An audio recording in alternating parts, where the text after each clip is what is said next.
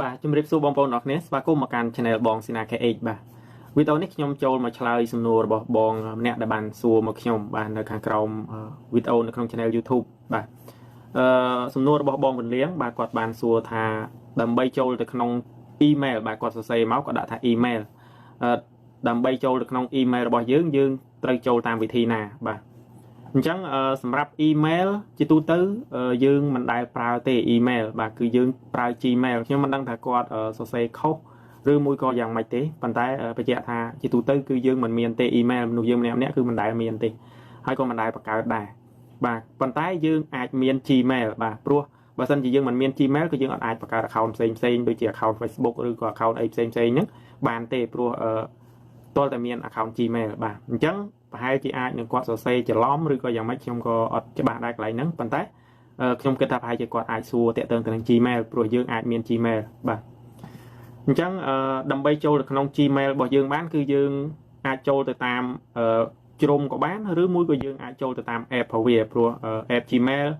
នៅក្នុងទូរស័ព្ទដៃរបស់យើងម្នាក់ៗគឺតែងតែមាន app Gmail ហ្នឹងបាទ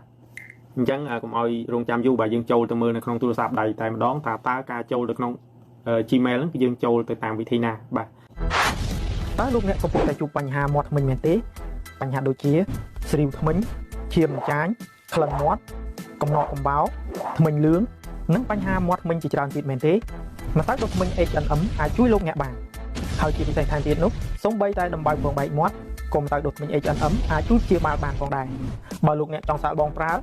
ឬចូលជាតំណាងចែកចាយជាមួយនឹងម្សៅដុសធ្មេញ H&M សូមទំនាក់ទំនង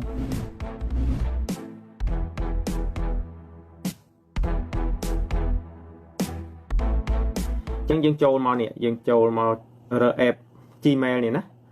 ក្នុងទូរស័ព្ទដៃរបស់យើងនីមួយៗគឺតែងតែមានហើយគឺក្រុមហ៊ុនគេបានដំឡើងកម្មវិធីនឹងមានស្រាប់នៅក្នុងទូរស័ព្ទដៃរបស់យើងតែម្ដងបាទនេះយើងចូលមកក្នុងរូបភាពមួយនេះណាបាទគេដាក់ថា Gmail ហ្នឹងបាទអញ្ចឹងយើងចុចចូលលើហ្នឹងមកអញ្ចឹងពេលដែលយើងចុចចូលលើហ្នឹងទៅគឺយើងចូលមកដល់ Gmail របស់យើងហើយបើសិនជាយើងធ្លាប់ login Gmail ចូលមកក្នុងទូរស័ព្ទដៃរបស់យើងគឺវាមានកន្លែងហ្នឹងហើយបើសិនជាមិនមានយើងអាចចូលមកកន្លែងនេះណាវាមានរូបភាពមួយកន្លែងនេះបើសិនជាយើងបានដាក់ប៉ុន្តែបើយើងមិនបានដាក់អាហ្នឹងវាអត់មានរូបភាពទេប៉ុន្តែវាអាចមានជារូបតំណាងអ្វីមួយទៅបាទកន្លែងហ្នឹងអញ្ចឹងយើងចុចចូលកន្លែងនេះមកបាទអញ្ចឹងនៅពេលដែលយើងចុចចូលកន្លែងហ្នឹងបើសិនជាយើងមាន Gmail ហើយគឺវាមានចេញមកច្រើនបែបហ្នឹងឬក៏យើងមាន1មាន2គឺវាចេញមកកន្លែងហ្នឹងហើយហ្នឹងគឺយើងចូលមកដល់ដើម្បីជ្រើសរើស Gmail របស់យើងដើម្បីចូលនៅក្នុង Gmail របស់យើងបាទហើយបើសិនជាយើងមិនទាន់មាន Gmail ទេយើងចង់ login Gmail ចូលនៅក្នុងទូរស័ព្ទដៃរបស់យើងហ្នឹងគឺយើងមើលមកខាងក្រោមណានេះយើងមើលមកកន្លែងនេះយើងចុចលើហ្នឹងមកបាទបន្ទាប់មកយើងចូលមកកន្លែង Google នេះបាទយើងចុចចូល Google ហ្នឹងមកបាទបន្ទាប់មកវាចេញមកបែបនេះអញ្ចឹងបើសិនជាយើងត្រូវការបង្កើត Gmail ក៏យើងអាចចូលមកបង្កើតកន្លែងហ្នឹងបានដែរបាទបើសិនជាយើងត្រូវការបង្កើត Gmail នេះយើងចូលមកពាក្យថា create account បាទមានន័យថាយើងចាប់ផ្ដើមបង្កើត Gmail ប៉ុន្តែបើយើងមានហើយយើងគ្រាន់តែ login ចូលដើម្បីប្រើយើងយក Gmail របស់យើងវាយចូលកន្លែងហ្នឹងមកបាទលើប្រអប់ហ្នឹងមកបាទបន្ទាប់មកយើងចុច next ពេលដែលយើងចុច next ហើយវានឹងឲ្យយើងបញ្ចូល password របស់ Gmail ហ្នឹងហើយយើងវាយ password ទៅគឺយើងចុច OK តាមគេទៅគឺបានហើយកន្លែងនេះគឺខ្ញុំមិនបានបង្ហាញបងប្អូនទេដោយសារតែ Gmail របស់ខ្ញុំមានទាំងប្រមាណហ្នឹងគឺខ្ញុំបាន login ចូលរួចអស់ហើយអញ្ចឹងបើសិនជាខ្ញុំធ្វើឲ្យបងប្អូនមើលគឺវាអត់កើតទេពេលដែលយើងចុចចូលមកវានឹងប្រាប់យើងថា Gmail របស់យើងហ្នឹងបាន login រួចរាល់ហើយអញ្ចឹងគឺវាអត់ឲ្យយើងបន្តទៅមុខទៀតបាទអញ្ចឹងខ្ញុំក៏ពិបាកក្នុងការបង្ហាញបងប្អូនជាក់ស្ដែងដែរប៉ុន្តែកន្លែងនេះខ្ញុំសង្ឃឹមថាបងប្អូនយល់ហើយវាអត់មានអីពិបាកយល់ទេបើសិនជាយើងមាន Gmail ស្រាប់ហើយយើងគ្រាន់តែវាយ Gmail ចូលមកបន្ទាប់មកយើងចុច next បន្ទាប់មកវានឹងឲ្យយើងបញ្ជាក់ password ឬក៏លេខសម្ងាត់របស់ Gmail ហ្នឹងយើងវាយចូលទៅបន្ទាប់ទៅយើងចុចពាក្យ OK តាមគេទៅគឺបានហើយយើងនឹងទទួលបាន Gmail មួយដែលនៅជាប់នៅក្នុងទូរស័ព្ទដៃហ្នឹងដើម្បីយើងចូលប្រើហើយបាទអញ្ចឹងបន្ទាប់ពីយើង login កន្លែងហ្នឹងហើយបាទយើងអាចថយទៅវិញណាបាទពេលដែលយើង login ហើយគឺវាមិននៅកន្លែងហ្នឹងអញ្ចឹងពេលដែលយើងចូលពីដើមមកបាទខ្ញុំចូលពីដើមមកវិញតែម្ដងពេលដែលយើង login ហើយយើងចូលមកកន្លែងនេះវិញមកបាទយើងចូលមកកន្លែងហ្នឹងបន្ទាប់មកវានឹងចេញបែបហ្នឹងបាទវាចេញទម្រង់បែបហ្នឹងប៉ុន្តែរូបភាពនេះបើសិនជាមានឬក៏មិនមានអាហ្នឹងអាស្រ័យលើបងប្អូនដាក់ឬក៏មិនដាក់ទេបើសិនជាបងប្អូនបានដាក់រូបភាពទៅលើ Gmail របស់បងប្អូនវានឹងចេញរូបភាពដូច Gmail របស់ខ្ញុំហ្នឹងអញ្ចឹងគឺបងប្អូនបានឃើញជារូបភាព profile អញ្ចឹងបាទហើយយើងត្រូវការចូលទៅប្រើវាបាទយើងអាចចូលមកក្នុងហ្នឹងមកបាទយើងចុចលើហ្នឹងមកតោះមកវាចេញបែបនេះយើងអាចជ្រើសរើស Gmail មួយណាដែលយើងចង់ប្រើបាទ ឥឡូវឧទាហរណ៍ថាខ្ញុំចូលមកប្រើ Gmail មួយនេះណាបាទខ្ញុំចុចលើហ្នឹងមកអញ្ចឹងពេលដែលយើងចុចបែបហ្នឹងហើយនេះសារទាំងអស់ហ្នឹងមានន័យថាគឺជាសារដែលគេផ្ញើចូលមកក្នុង Gmail មួយហ្នឹងហើយបាទអញ្ចឹងទាំងអស់ហ្នឹងដោយសារតែ Gmail ខ្ញុំបង្កើតយូរហើយអញ្ចឹងមានសារជាច្រើនបានផ្ញើចូលមកក្នុងហ្នឹងបាទអញ្ចឹងវាជាធម្មតាទេកន្លែងហ្នឹងបាទវាផ្ញើមកក៏ផ្ញើទៅវាអត់បញ្ហាទេបាទអញ្ចឹងគឺមានតែប៉ុណ្្នឹងទេបាទគឺវាអត់ពិបាកអីទេហើយបើសិនជាយើងចូលមកក្នុងបែបហ្នឹងហើយយើងរើសារដែលគេផ្ញើចូល Gmail យើងរើអត់ឃើញយើងអាចចូលមកកន្លែងសញ្ញាត្រី3នេះបាទយើងចុចចូលសញ្ញាត្រី3ហ្នឹងមកបន្ទាប់មកយើងត្រូវមើលចាប់ពីត្រង់នេះមកណាបាទយើងមើលមាន star បាទមាន send កន្លែង send នេះគឺសម្រាប់យើង send ជា message អីផ្ញើសារអីទៅអ្នកដទៃឬក៏ទៅ Gmail គេផ្សេងទៀតបាទដូចយើងផ្ញើឆាតពីឆាតមួយទៅឆាតមួយអញ្ចឹងយើងឆាតពីយើងទៅនរណាម្នាក់អីចឹងគឺយើងចូលកន្លែង send ហ្នឹងបាទហើយយើងអាចចូលមកមើលកន្លែង spam នេះដែរជួនកាលសារដែលគេផ្ញើមកវាជាប់ spam អញ្ចឹងពេលដែលជាប់ spam គឺវានៅក្នុងហ្នឹងហើយយើងអាចចូលមកឆែកមើលកន្លែងហ្នឹងណាបាទអញ្ចឹងគឺវាមិនមានអីទេក្នុងនេះបាទ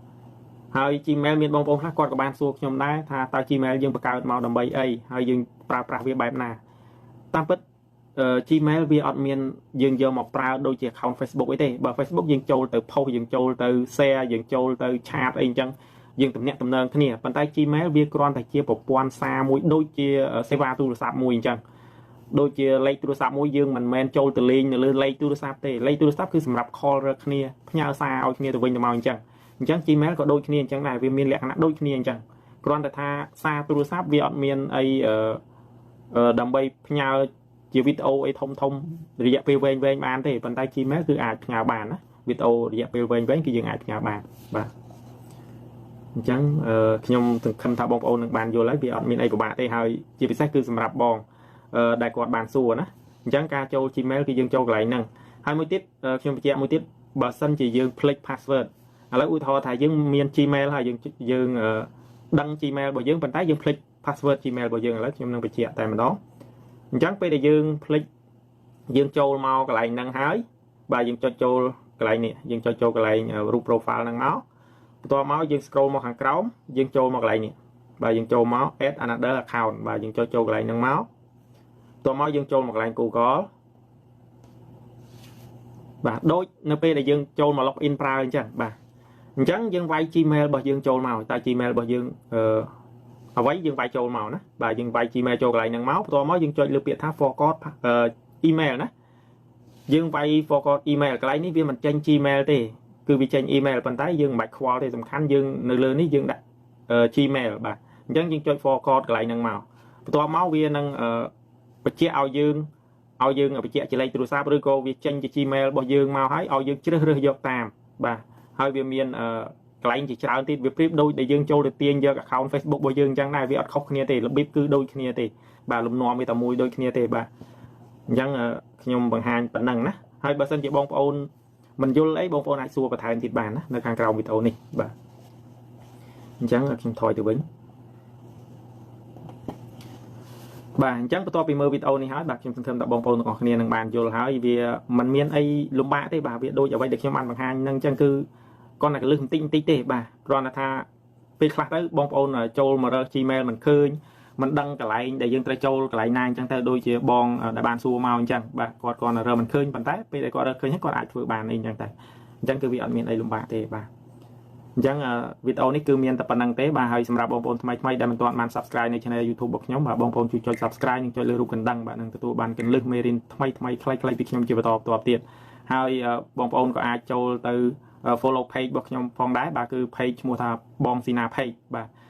សម្រាប់វីដេអូដែលខ្ញុំចែករំលែកគឺខ្ញុំចែករំលែកទាំងនៅលើ YouTube ហើយនឹងខ្ញុំក៏យកទៅផុសនៅលើ page ដែរបាទអញ្ចឹងបងប្អូនអាចចូលទៅ follow page ផងដែរដើម្បីបានមើលអ្វីដែលខ្ញុំបានបង្ហាញហ្នឹងបានមើលវីដេអូដែលខ្ញុំបានបង្ហាញហ្នឹងបាទអញ្ចឹងមានតែប៉ុណ្្នឹងទេបាទយើងចាំជួបគ្នានៅវីដេអូរបស់ខ្ញុំក្រោយៗទៀតបាទអរគុណបាទជម្រាបលា